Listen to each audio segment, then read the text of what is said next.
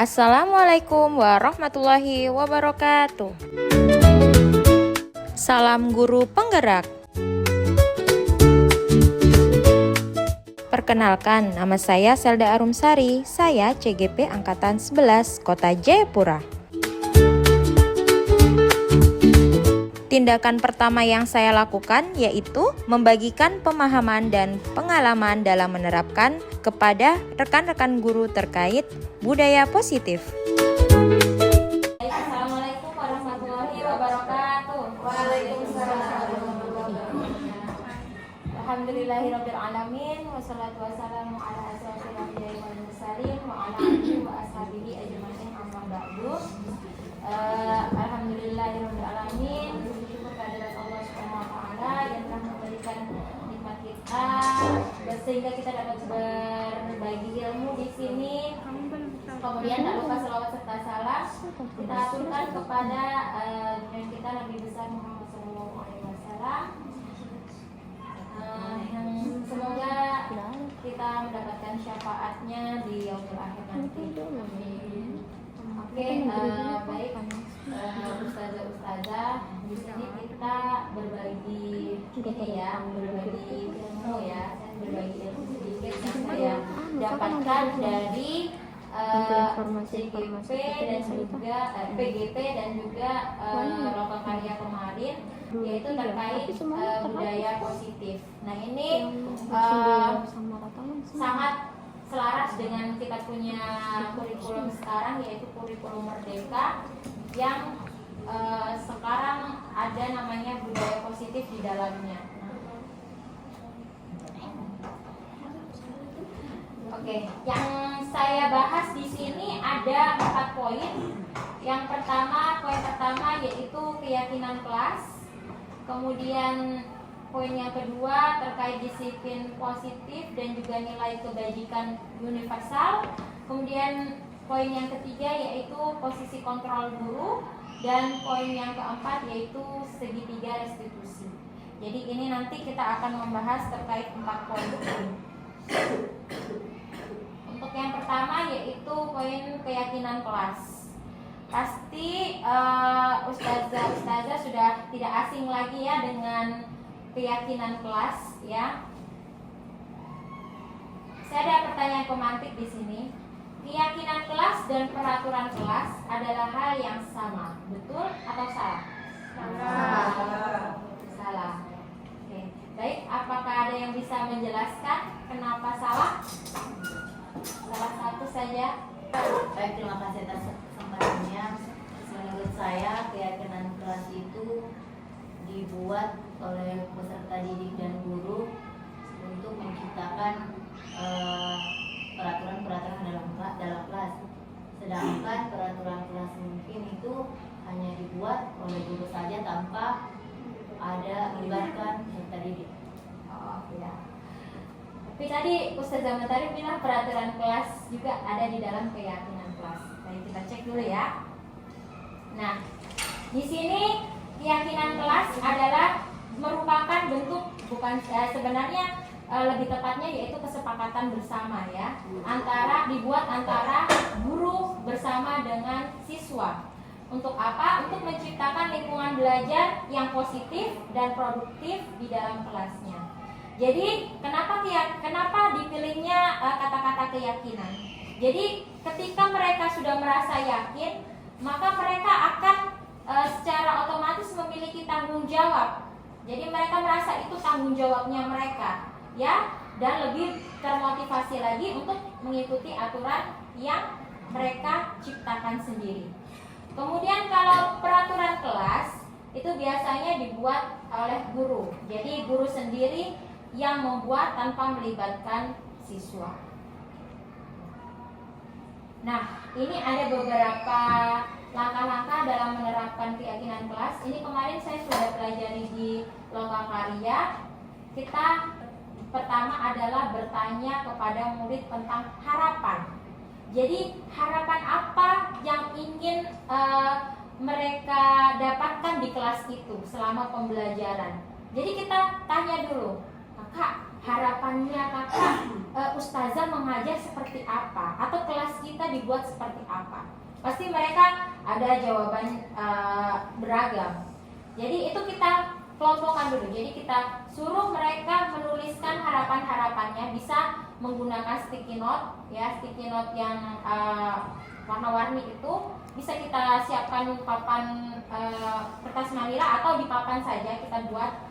Itu mereka tuliskan pertanyaan-pertanyaan atau apa bentuk-bentuk harapan mereka. Kemudian setelah ada harapan itu, mari kita tinjau kembali ya, berupa kesepakatan-kesepakatan. Jadi harapan itu akan dirubah menjadi kesepakatan-kesepakatan. Nah, kesepakatan ini misalnya saya mau tidak ada yang mengganggu saya selama di sekolah, misalnya begitu. Pasti ada. Saya tidak mau ustazah datang terlambat. Nah, bisa juga seperti itu kan. Harapan murid kan beda-beda. Kemudian setelah itu ada kata-kata yang bentuknya itu berkonotatif negatif ya. Kayak misalnya dilarang berlarian di dalam kelas. Misalnya ada anak yang menuliskan seperti itu, kita ubah menjadi kalimat positif ya. Seperti yang pernah dijelaskan teman kita sebelumnya, yaitu dilarang berlarian di dalam kelas. Berarti kalau kalimat positifnya seperti Duduk tertib. duduk tertib. Oke, tertib selama di dalam kelas. Nah, kemudian misalnya lagi ketika tidak datang terlambat ke sekolah, misalnya begitu. Berarti Datang tepat waktu. Seperti itu ya kemungkinannya. Kemudian setelah diubah menjadi kalimat positif, lalu identifikasi nilai kebajikan. Nah, ini nanti kita akan belajar tentang nilai kebajikan juga. Ada beberapa nilai kebajikan yang terkandung di dalam setiap poin-poin kesepakatan itu. Misalnya nilai dari datang tepat waktu. Nilai kebajikan yang didapat adalah disiplin, ya, disiplin. Kemudian misalnya tidak mengganggu teman, terus kemudian diubah menjadi kalimat positif, saling menghargai. Berarti nilai kebajikannya adalah menghargai, gitu ya. Kemudian nanti kita bahas sama-sama di slide selanjutnya. Kemudian setelah diidentifikasi nilai-nilai kebajikan yang terkandung, setujui bersama ya. Jadi tidak langsung kita tetapkan, jadi harus disetujui sama-sama. Apakah setuju anak-anak dengan adanya kesepakatan yang mereka buat sendiri itu? Nah, ketika sudah disetujui secara bersama-sama, maka terapkanlah dan selalu ingatkan di dalam setiap pembelajaran. Biasanya kita ingatkan itu pada saat awal pembelajaran ya. Misalnya masih ingat kesepakatan kita yang kita buat kemarin apa saja pada saat kita pembelajaran, ingatkan. Mungkin anak-anak nanti pasti akan ingat. Kemudian setelah diingatkan, kemudian pembelajaran berlangsung, kemudian ada terlihat beberapa anak yang memang terlihat ada yang melanggar keyakinan itu, kemudian kita evaluasi, kita refleksi bersama-sama. Nah, ini waktunya yang kita lakukan adalah setelah selesai pembelajaran berlangsung. Jadi setelah selesai pembelajaran berlangsung, kita kakak masih ingat dengan keyakinan, kita ingatkan lagi keyakinan.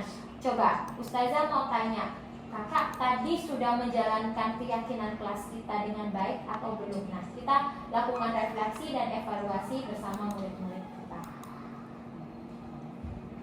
Nah, ini contoh peraturan kelas dan keyakinan kelas. Nah, ini beberapa tadi ya yang kata-katanya yang berkonotatif negatif kita ubah menjadi positif. Tidak terlambat ke sekolah berarti positifnya yaitu datang tepat waktu. Dilarang mengganggu teman berarti kalimat positifnya saling menyayangi. Iya, saling menyayangi bisa. Kemudian menghormati, saling menghormati dengan teman. Nah, itu ya. Kemudian ini ya terakhir ini, jangan menggunakan HP tanpa izin guru. Nah, kalimat-kalimat tidak, dilarang, jangan, itu harus dihindari. Jadi kita menggunakan kalimat-kalimat yang berkonotatif positif, ya. Jangan, ini kan seringkali terjadi di kelas 4, 5, 6. Ya, kita pasti selalu ada kecolongan anak-anak ini menggunakan HP-nya. Ini ada kesepakatan, jangan menggunakan HP tanpa izin guru. Nah, berarti menggunakan HP guru. Ya, mungkin seperti itu ya. Tapi ya kita pelan-pelan. Namanya merubah suatu kebiasaan yang membudaya itu kadang kita juga sulit toh. Jadi kita harus rubah pelan-pelan. Memang mungkin dari keyakinan kelas dulu kita buat keyakinan kelas. Bukan hanya wali kelas saja yang bisa membuat keyakinan kelas, mapel juga bisa, ya. Mapel juga bisa. Jadi buatlah keyakinan kelas pada saat mapel tersebut. Jadi nanti ingatkan pada saat awal pembelajaran. Oke, kemudian aspek atau poin yang kedua yaitu disiplin positif dan nilai kebajikan universal. Disiplin positif. Nah, kata disiplin ini kayak menakutkan sebenarnya untuk siswa. Disiplin berarti aturan harus dipatuhi. Nah, kenapa ada kata disiplin positif? Ada positif berarti dia tidak akan menakuti siswa. Ya, jadi disiplin positif itu disiplin yang mengacu pada kemampuan untuk mengatur diri sendiri, menjaga keteraturan dan menjalani hidup dengan tanggung jawab. Jadi bisa diartikan disiplin positif ini bisa dimaknai dengan menjaga keteraturan dengan tanggung jawab yang tidak lepas dari adanya nilai-nilai kebajikan. Tentunya kalau misalnya kita menerapkan disiplin pasti ada nilai-nilai yang terkandung. Kayak kita nih, saya tangan kanan dan tangan kiri, saya kepal nih. Terus saya suruh saya minta Ustazah Eka tolong kepal tangan kanan dan tangan kiri. Bagaimana? Apa perasaannya Ustazah? Kan pasti beda dengan saya punya pemikiran dengan Ustazah Eka punya pemikiran. Terus siapa yang mengendalikan tangan ini? Saya atau Ustazah Eka? Atau kita dua? Nah, itu pasti ada muncul-muncul. Jadi manfaatnya kita menggenggam tangan ini untuk apa? Pasti ada nilai-nilai kebajikannya. Nah, itu sama dengan disiplin positif ini. Nilai-nilai kebajikan itu sendiri adalah sifat-sifat positif manusia yang merupakan tujuan mulia yang ingin dicapai setiap individu. Nah, ini ada beberapa nilai kebajikan. Ini beberapa, ini bukan berarti semua ya. Jadi beberapa hanya sedikit lah. Ada toleransi, rasa hormat, integritas, mandiri, menghargai, antusias, empati, keingintahuan, kreativitas, kerjasama, percaya diri, komitmen. Jadi banyak ini sebenarnya. Lebih dari ini banyak nilai-nilai kebajikan yang ada. Misalnya jujur, itu juga termasuk nilai kebajikan. Oke. Untuk posisi kontrol, ini sebelumnya pernah dijelaskan, tapi saya kembali mengulas. Oke, baik. Ini ya.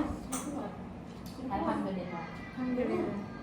Ini ada 5 posisi kontrol guru. Jadi kita ini coba, saya mau tahu kita ini biasanya itu di area posisi kontrol yang mana? Perilaku kontrol negatif atau positif? Atau kontrol diri? Biasanya ya, biasanya. Coba ada yang bisa ini refleksikanlah nilai diri kita. Ini kita biasanya jadi penghukum, membuat orang merasa bersalah, atau sebagai teman, atau sebagai pemantau, atau manajer. Multitalenta. Oh, multitalenta, oke. Semakin siap Iya. Masa bisa bergerak masuk YouTube? Oke, baik. Jadi di sini penghukum. Jadi perbuatan yang kita lakukan ya, menghardik, menunjuk-nunjuk, menyakiti, menyindir. Menyindir itu bisa secara halus dan kasar loh. Ya. Kayak misalnya Kakak ini lama sekali. Kakak ini lama sekali menulisnya. Iya, tahu dan membandingkan dengan temannya, biasanya begitu. Nah, itu lihat itu kakak ini cepat sekali menulisnya. Nah, contoh ya ini. Itu sama dengan menyindir ya. Menyakiti juga kan belum ketika kita menyindir, otomatis anak itu juga merasa tersakiti, kecuali ya anak-anak tertentu yang memang keluar di telinga, masuk telinga. Ya itu, ya ada beberapa memang. Tapi kan Aska itu adiknya Pak. jadi karakter anak itu beda-beda ya. Jadi kalau kita sudah menghardik, menunjuk, menyakiti, menyindir, berarti kita sudah termasuk ke kategori perilaku kontrol negatif ya. Kemudian membuat orang merasa bersalah, berceramah, menunjukkan kekecewaan mendalam. Misalnya begini, misalnya nih, saya menggantikan Ustazah Egi hari ini, ya, Ustazah Egi hari ini di kelasnya. Terus saya bicara nih dengan siswa, kakak kerjakan. Kalau kakak tidak kerjakan nanti Ustazah dimarahin capsek loh. Nah, itu sudah termasuk dari membuat orang merasa bersalah. Jadi itu juga merupakan perilaku kontrol negatif. Jadi membuat siswa tersebut, berarti saya salah. Berarti bukan menyadarkan tapi malah ya namanya ini tahu karakter anak kadang juga terbentuknya bukan kita niatnya ini biar anak itu termotivasi. Tapi kan beda lagi penangkapan anak dengan yang kita ucapkan. Nah, ketika perilaku kontrol positif, nah kita biasa menjadi teman. Jadi kita biasanya membuatkan alasan-alasan untuk muridnya, seperti kata-kata lakukan untuk bapak ibu ya, atau lakukan untuk ustazah ya, minta tolong ya, tertib ya, kakak saya ustazah toh, ayo tertib. Astagfirullah. Ayo.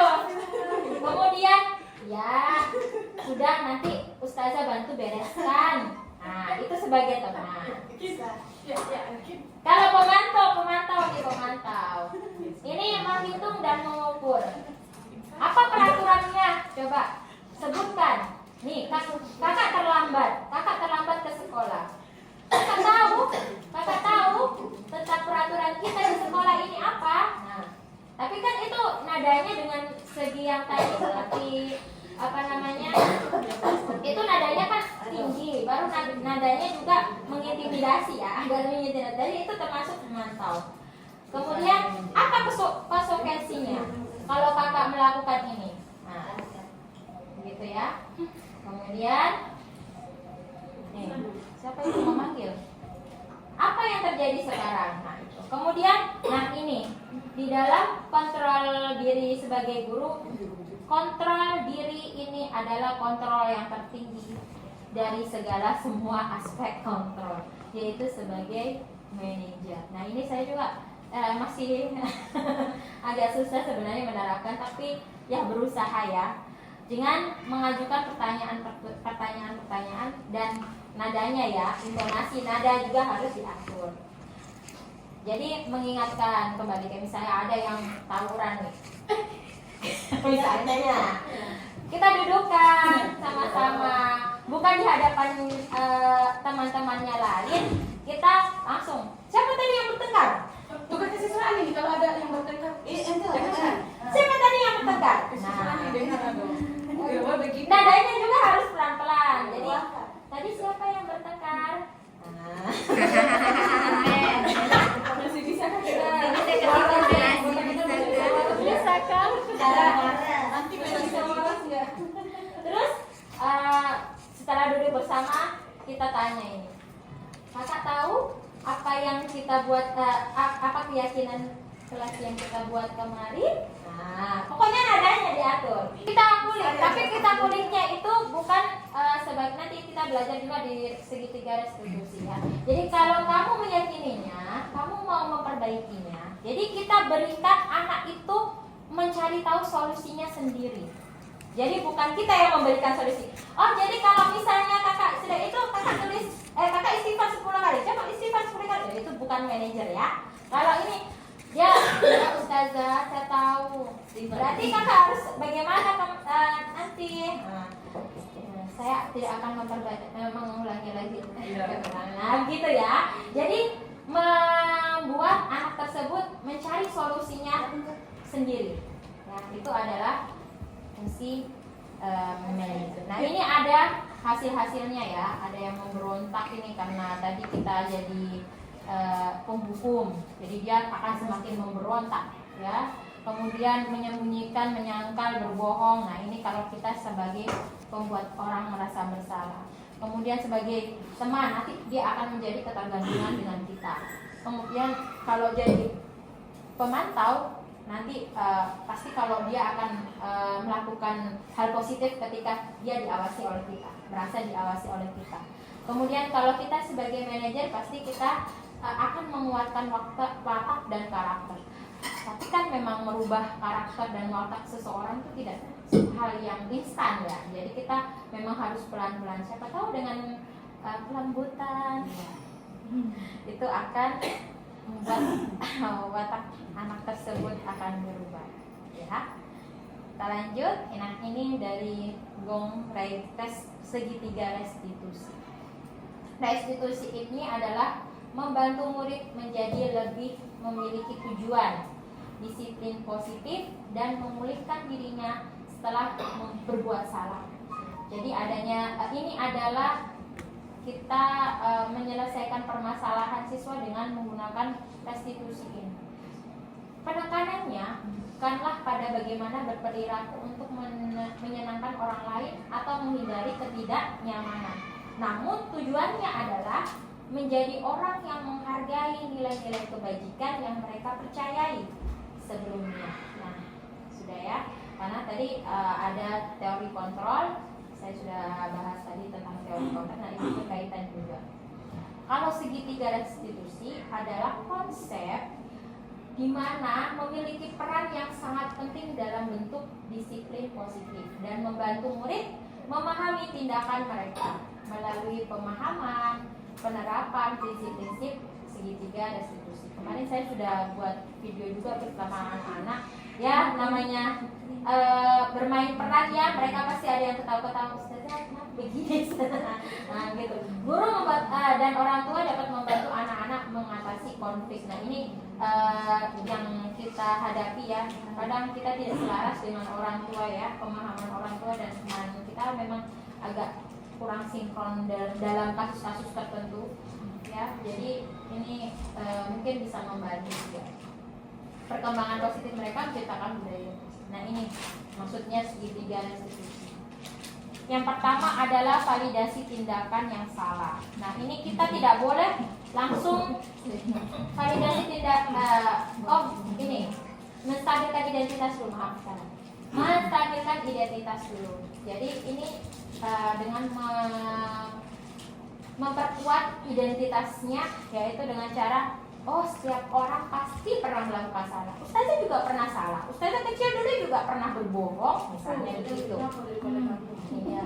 Terus kamu bukan satu-satunya yang pernah melakukan ini. Tapi bukan pembenaran ya. Tapi kita maksudnya iya betul. Dia orang yang pelaku dalam kasus tersebut ya, menstabilkan identitas. Jadi begitu. Kemudian validasi tindakan yang salah. Nah, ini ada pertanyaan-pertanyaan seperti itu. Kamu tentu punya alasan mengapa melakukan itu. Jadi setelah kamu bukan orang satu-satunya orang yang salah, apa sih alasan kakak melakukan itu? Nah, ini termasuk validasi tindakan yang salah. Jadi dia nanti akan mengutarakan, saya tuh begini Ustazah, karena dia pukul saya Ustazah, saya menghina, saya ini gitu. Jadi pasti ada timbal balik dari siswa tersebut. Adakah cara yang lebih efektif untuk mendapatkan apa yang kamu butuhkan? Nah, ini di sini mereka diajak untuk berpikir dan mencarikan solusinya sendiri. Kemudian yang terakhir yaitu menanyakan keyakinan. Nah, ini kita bahas lagi keyakinan. Jadi keyakinan itu penting ya Ustazah. Kita buat, ingatkan, terapkan. Ya. Nah, ini menanyakan keyakinan ini seperti keyakinan kelas apa yang telah kita sepakati. Kemudian kamu ingin menjadi orang seperti apa sih? Coba. Kalau kamu kakak tadi bilang kakak berbohong karena begini. Kakak tahu kalau berbohong itu apa sih akibatnya? Kita buat mereka itu untuk berpikir bagaimana mereka bisa mencari solusi-solusinya. Nah, ini ada studi kasus ya, ini sedikit saja. Intinya saja. Intinya itu ada 2 orang, namanya Anto sama Dino. Ini dia di lapangan basket, kemudian dia terlibat pertengkaran, baku hantam mereka. Dino itu emosi, terus mengadakan kontak fisik ya, biasalah laki-laki ya, tonjok menonjok ya. Terus menarik kemejanya Anto sampai kancing-kancingnya terlepas ya. Kemudian setelah itu ada guru itu melerai dan bukan melerai juga, membawa ke kantor kepala sekolah. Nah, di sini ada kepala sekolah mendengarkan. Dia pertama dia berupaya menenangkan keduanya. Kemudian beliau berkata, Dino, sepertinya kamu saat ini sedang marah sekali. Nah, mendengar hal itu, Dino mengalir bercerita. Nah, ini termasuk dari segitiga restitusi yang mana itu tadi? Ya. Jadi Dino, sepertinya kamu sedang marah sekali. Itu termasuk di Yang begini, nah, tindakan validasi. karena dia kan dengan pertanyaan itu pemantiknya dari kepala sekolah, terus dia menjawab dan menceritakan. Validasi. Coba lihat lagi tadi segitiganya. Bukan menstabilkan. Kalau menstabilkan itu yang tadi didamaikan dua-duanya. Oke ya. Kita lanjut dulu ya. Kemudian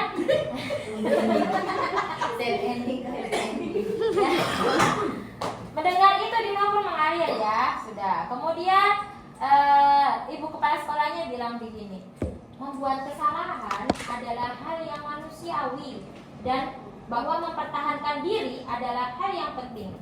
Oke, yang pertama yang di bawah. Namun meminta Dino memikirkan cara lain untuk mungkin lebih efektif. Apa cara lain? Ya, Validasi. Nah, ya. Kemudian Ibu Suti melanjutkan bertanya tentang keyakinan kelasnya. Berarti yang begini. Keyakinan sekolah ya, ini sekolah. Ya. Yang bagaimana? Yang begini.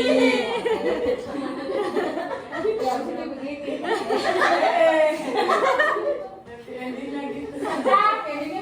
Apakah Dino bersedia memperbaiki kesalahannya dengan melakukan sesuatu yang telah dilakukan terhadap Anto?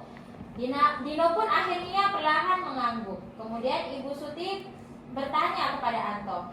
Nah, bukan hanya Dino saja yang ditanya, berarti Anto juga. Hal apa yang bisa dilakukan Dino untuk memperbaiki masalahnya? Anto menjawab, saya perlu perbaiki kancing Ibu. Nanti Ibu saya marah kalau kancing saya tidak tidak terpasang, copot semua begini Ibu. Dino bukan baju kunci. Bilang ibu. Tidak. Jadinya Bu Surti yang menjahit. Iya. Katanya, Ibu ngapain Bu? Guru. Iya kan Ibu. Jadi Ibu Suti pun kembali bertanya kepada Dino, apakah yang akan dia lakukan untuk menggantikan 3 kancing Anto yang terlepas? Jadi Dino itu berpikir. Berarti di sini Ibu Suti sudah menerapkan. Dia bayangkan Bu Surti untuk jahit. Terlalu Katanya jauh. Dino begini, wah tidak tahu Bu, saya lem mungkin Bu. Dia bilang begitu. Kemudian sebentar, katanya Ibu Suti, kalau di lem nanti lepas lagi tidak. Bukan dia Kemudian langsung JSI bagaimana kalau kamu menjahitnya Dino? Kata Ibu Suti, dia menawarkan solusi. Kemudian Dino ragu. Terus saya kan tidak bisa menjahit, bagaimana saya bisa menjahit Ibu? Nah, Ibu Suti juga mereka ini SD, SMA. Iya, SMP. SMK. Itu aja di Kemudian bahasanya Ibu. Terus siapa yang mengajari Ibu? Terus Ibu Suti bilang, Pak Irfan. Pak Irfan itu guru tata busana. Pak Irfan. Jadi maukah kamu? Jadi akhirnya Dino menyanggupi, dan siang itu Dino dia belajar menjahit dengan Pak Irfan, ya. Dan akhirnya setelah dijahitlah kancing-kancingnya, mereka sudah terlihat akur dan mereka sudah bercengkrama dan bercanda kurang kembali. Masya Allah. Dari saya. Jadi endingnya oh. Ya. Itu saja dari saya. Mungkin ada teman-teman yang mau bertanya, tapi sudah sore ya, jangan terlalu banyak. Saya yang mau bertanya. Sudah. Lagiran sepi nggak dingin ini. Ya, betul ya. Tadi saya dapat kasus ini anak kelas 5. Saya yang langsung tangani tadi. Kepala sekolah Ya, jadi betul kayaknya memang untuk menjaga kalau kita emosi toh semua keluar sudah, apalagi anak ini sudah berulang kali melakukan ya kelakuannya memang di luar nalar ini anak ini, karena tidak ada efek jerah. Maksudnya setelah kita lakukan yang tadi segitiga itu, ternyata dia melakukan berulang lagi hal-hal yang kita tidak inginkan. Pertanyaan saya, apakah selain 3 itu ada cara lain selain segitiga restitusi itu untuk membuat anak-anak ini betul-betul bisa jeralah untuk tidak melakukan lagi kesalahan. Jadi Sudah balik sana. sudah. Saya menjawab. Oke, baik. Sebenarnya kita tawarkan segitiga restitusi ini karena bentuk dari permasalahan-permasalahan itu biar peserta didik itu atau siswa itu bisa mencarikan solusinya sendiri ya dari permasalahan. Sebenarnya kita bisa tawarkan, tapi bukan dalam bentuk hukuman, konsekuensi. Jadi mereka yang berpikir konsekuensi apa yang akan mereka dapatkan ketika permasalahan itu sudah benar-benar yang di batas ambang kemampuan sebagai manusia ya, jadi kita bukan tawarkan sebenarnya.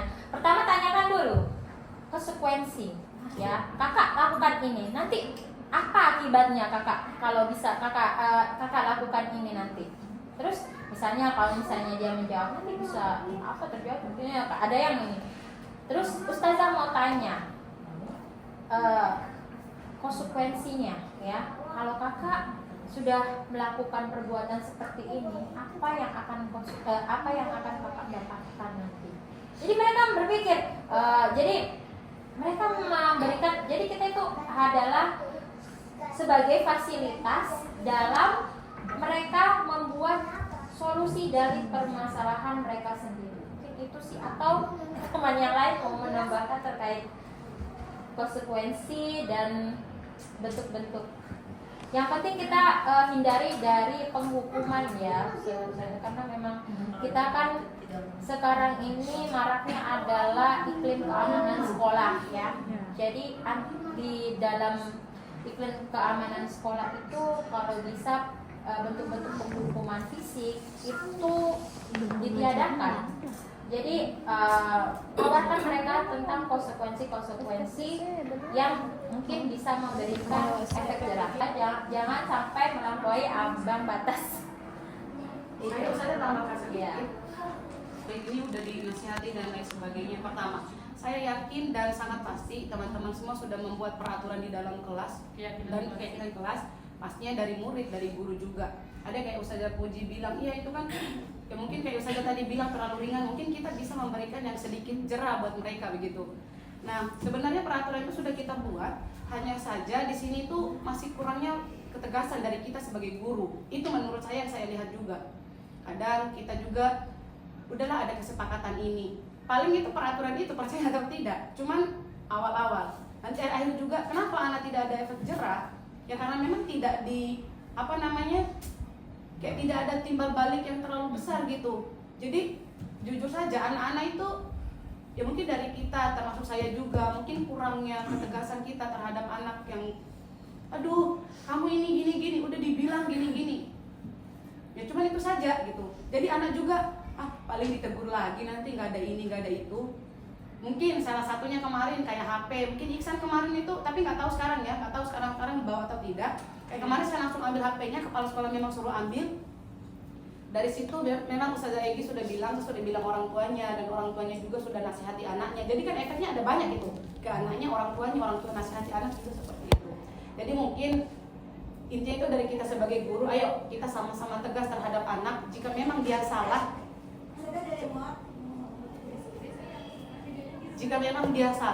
ya udah betul, kita akan bilang ke dia, kakak tuh salah loh nak ini gitu.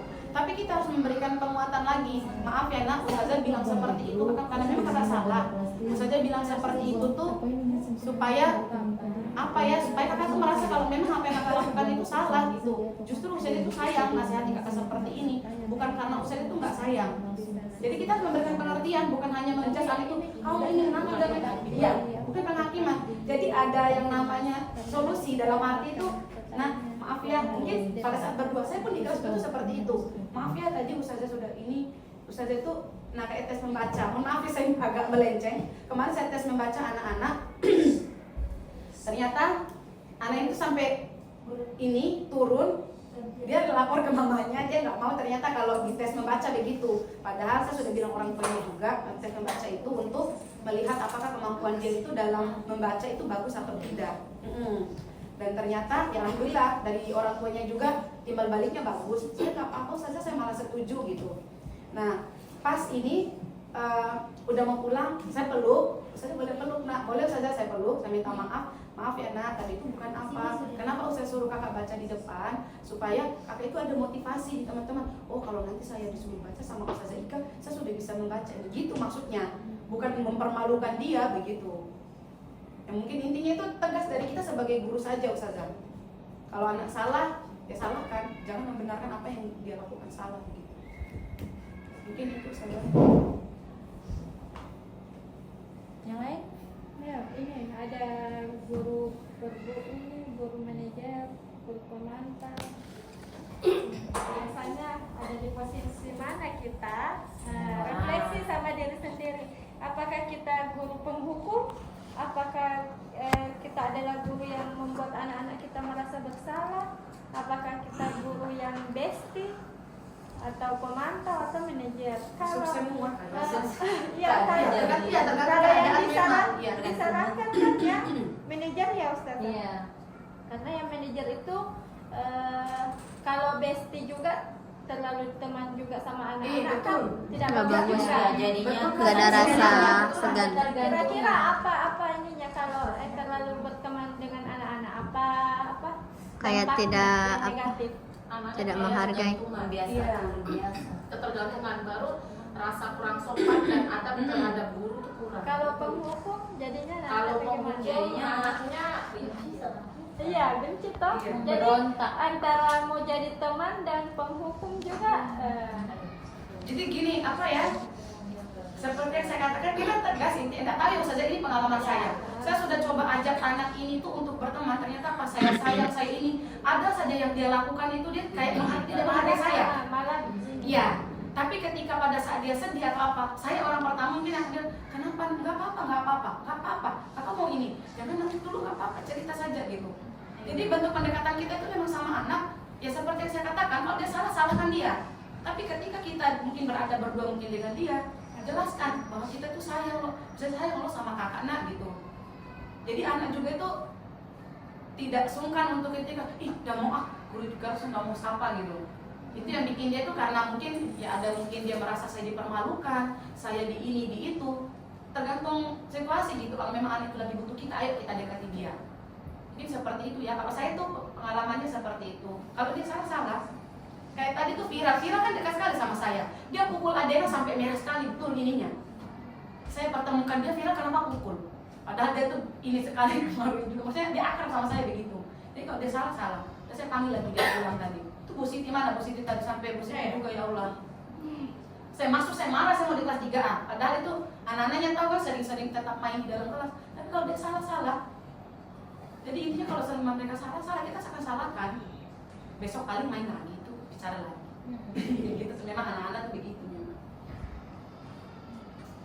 Jadi tetap ya kita harus tahu alasannya anak itu berbuat seperti itu bagaimana. Jadi jangan sampai dibiarkan, oh kamu salah, berarti kamu harus enggak boleh begitu juga Ustazah. Jadi kita harus tanyakan, kakak kenapa tadi kakak begitu, nah berbuat seperti itu, kenapa? Jadi kita tetap ya bukan cara membenarkannya, misalnya iya Ustazah pernah salah, bukan begitu. Itu maksud teori kontrol teori segitiga restitusi itu biar dia itu oh iya Ustazah, dia ada introspeksi dari dirinya sendiri. Seperti itu. Afwan Ustazah. Yang saya hadapi itu dia yang salah, tapi dia tidak pernah mau merasa bahwa dia bersalah. Dia selalu benar, padahal pada kenyataannya dia benar-benar salah. Dilemanya saya itu ketika saya ajak jadi teman, ya tapi semakin menjadi-jadi. Ketika saya jadi penghukum, malah dia tambah membangkang. Saya belum paham persis karakter anak itu, kenapa hampir setiap hari saya dekati dia dengan lembut. Pagi saya sudah tanya, kakak kemarin sama siapa di rumah, tadi siapa yang ngantar. Ini ketika dia berbuat salah, yang disalahkan malah temannya, padahal benar-benar salah itu dia. Giliran saya kasih konsekuensi, tambah menjadi-jadi, sehingga teman yang lain ini anak ini jadi toksik untuk temannya, karena temannya merasa kok dia konsekuensinya seperti ini sedangkan kesalahannya di sini. Jadi itu dilemanya saya hadapi anak itu sekarang. Tinggal ini pendekatan dengan doa. Iya, saya jalur langit saya. Sebenarnya komunikasi juga sama orang tua. Kalau komunikasi orang tua hampir setiap hari saya komunikasi. Orang tuanya alhamdulillah dihukum saja Ustaz saya yang berat-berat untuk kakak itu supaya dia jerah. Tahu bapaknya, Abu Mabung itu bapaknya. Om Mabung itu omnya, bukan? Yang Azul Rahman itu. Iya, itu omnya. Ada bapaknya juga. Bapaknya Hendra toh? Iya. Hendra toh? Iya. Iya, bapaknya juga sudah komunikasi, hukum saja salah supaya dia jerah. Aduh, gimana ya? Kadang nanti kakak dilihat CCTV tuh, malah dia pergi dari CCTV. Kadang nanti kurang saya minta apa tuh nanti. Tadi saya sudah ini Iya, tadi tuh saya cari-cari sampai temannya ke lantai 4, ternyata di ruangannya si anak itu akademiknya bagus, dia cepat paham. Hanya saja sikapnya yang ini, yang khawatirnya ini temannya jadi toksik untuk temannya. Kalau diselidiki di orang tuanya, maksudnya ada Ada kurang perhatian. Iya, faktor kan Faktor dari keluarga dia. iya, faktor keluarga. Jadi Iya. satu diambil hak asuh ayahnya. Tahu tuh kalau ayah tidak seperti itu. Makanya ya mungkin efeknya itu toh karena keluarga. Jadi mungkin Tapi memang dia sama ibunya itu kemarin kayak Iya, benar kan? Waktu dipertemukan betul. memang. Jadi semoga saat Istiqomahnya saja kita seperti itu. Terus sedikit banyaknya kalau dinasihati pasti ada yang masuk. Tapi Anak ini saya lihat dia tuh Kayak makan puji. iya, Jadi cari perhatian. Ya, Harus mungkin lebih itu karena dia kesini tidak aja kurang. tuh. Jadi dipuji di ini. Kadang seringkali tiba-tiba dia datang ke kelas begitu. Akan datang bikin apa? Kalimat begitu saja tuh Iya, dia sudah senang. senang. Iya. Jadi Sudah salah mungkin, tingkah. ya mungkin itu yang diinikan lagi. Iya. Bahkan kayak buku itu 2 minggu itu. Itu Iya, sampai bukunya sebenarnya 2 minggu sampai saya sejak potongkan ketemu. bukunya. Pasti disimpan begitu. Lihat saya tuh sudah Tapi Asta kenapa dia potong? masih belum Ustazah. belum bisa. Saya potongkan sampai saya potongkan semua. Jadi kalau 1 minggu Kemarin hari pasti Senin bisa yang dipotongkan lagi. kita pinjam buku-bukunya saja di sini. Berarti ini saja dari pendekatan Pendekatan. Iya, pendekatan. Dia memang butuh Butuh, ya. itu. Faktornya di situ memang. Dia masih manja, memang dia kelas besar tapi kelakuannya itu masih kayak anak-anak. Ada lihat kalau dia ketawa-ketawa Kemarin kayak itu kecil. dia ambil semua sabun mandi lah, sampo di toilet. Mau bawa kemana lah? Sudah apa tuh? Ya Allah yang biasa. Kembali. Gitu kayaknya kayak masih nanti dikirimi nggak nanti kalau dia punya aktivitas dia main basket dia japri kita gini-gini. Iya, dia selalu ya. Selalu malam-malam itu jam Nah, Dia yang minta jadi dia jadi minta balas perhatian. itu pasti dia laporan. kadang chat malam-malam Ustazah bikin, Aska belum tidur sudah nak ngapal dulu Iya, malas. begitu. Bilang pas belum tidur Kayaknya ngapal memang dulu dia malas. kurang Nanti perhatian. sudah. Karena yang Kirain saya dapat pendekatan dari begitu ada di rumah Ustazah malas. itu Geografi kan Oh. dia enggak pernah dari kelas. Kayaknya dia mau di kira-kira Makanya dari kemarin koordinasi sama Ustazah Zainab lagi ya. Ini juga toh psikolog lagi kita coba tanya. kita utarakan juga permasalahannya di orang tua. Mungkin begini ya, Afwan ayah lah misalnya, kalau Iya, misalnya Mam. mungkin ini kakak Aska ini sepertinya yang saya tangkap begitu gambarannya, kakak ini di sekolah ini seperti ini. Kalau ya mulutnya dia memang. Iya. Karena di kelas 4 itu dia posisi marah Beda sekali. dengan si Brian Dia kemarin. keluar, dia masih berpikir saya mau ambil wudhu. Saya tanya, kamu dari mana? Saya ambil wudhu Ustazah. Bagus tuh. Si Aska itu hanya memang mulutnya saja dia itu. Ih, kurang perhatian sih. Saya memang pura-pura. Karena memang dia tuh apa? Iya, pasti. Bukan dendam sih, kayak dia tidak suka. Dia pernah cerita, dia bilang, saya tidak suka punya adik tiri, dia bilang begitu. Saya kayak mau bunuh itu adik tiri, dia bilang begitu. Mungkin karena terbagi tuh dia punya kasih sayang gitu. Baik, mungkin nanti ada umpan balik ya yang akan saya kirimkan di Google Form. Nanti aja, nanti usahanya sambil baring-baring sambil isi. Jadi tidak perlu sekarang ya. Baik, itu saja mungkin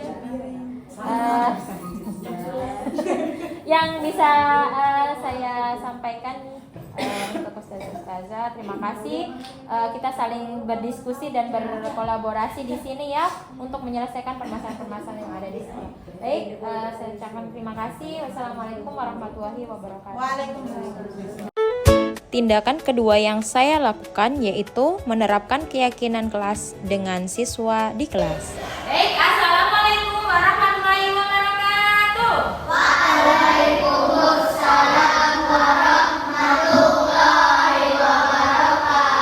Bagaimana teman-teman hari ini?